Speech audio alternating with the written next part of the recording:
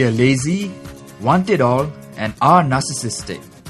That's what a study made in May this year in the United Kingdom says about the young working adults of today.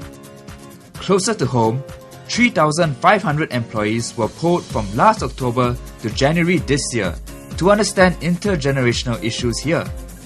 The study commissioned by the Tripartite Alliance for Fair Employment Practices revealed that Gen Y workers were the hardest to work with.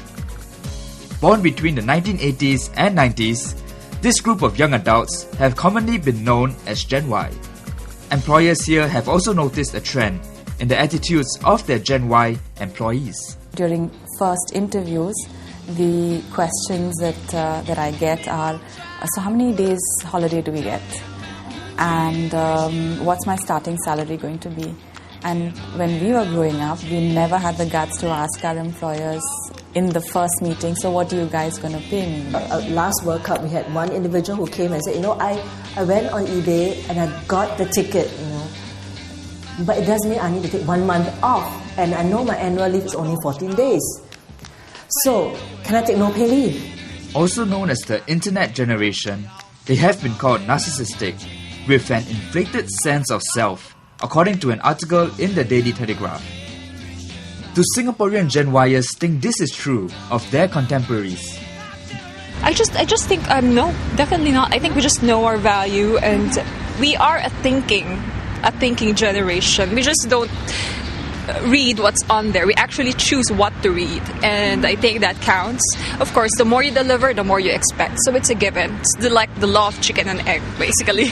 We spoke to 2 Gen Y employees in the sales and marketing line to get their opinion. Definitely see Gen Y as different people. We're no longer your workhorse where we will do what you say. It's more of, you tell me to do this, okay, I'll listen to it. And if I think it's not right, I'll either question it or do it my way or not do it.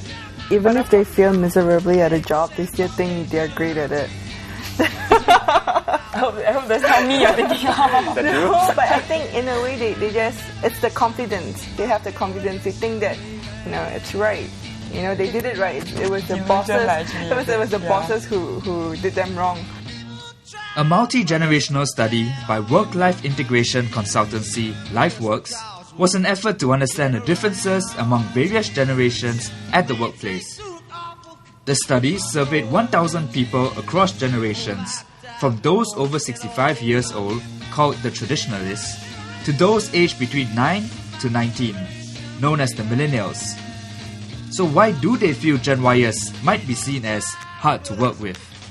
They would always also be asking the reason, not questioning you as an individual, but questioning the process, the basis for which decisions are made. And again, you go back to our education system at that point in time. Growing up was a period of doing project work, curiosity was being encouraged, learning, was very much discovery-based. So moving then now transiting into a workplace, again, they will be asking, why is the process this way? Surely there must be an easier way. Because the other reason is that their own currency now is not the currency of finances only, but currency of time. For Gen Y, many competing interests, but that limited amount of time. Right? So how do I make the best use of my time? So if I can think of a better way to get the same thing done for you to have the outcome, why not? But it's not all bad. In the next clip, we explore the strengths of the Gen Y population.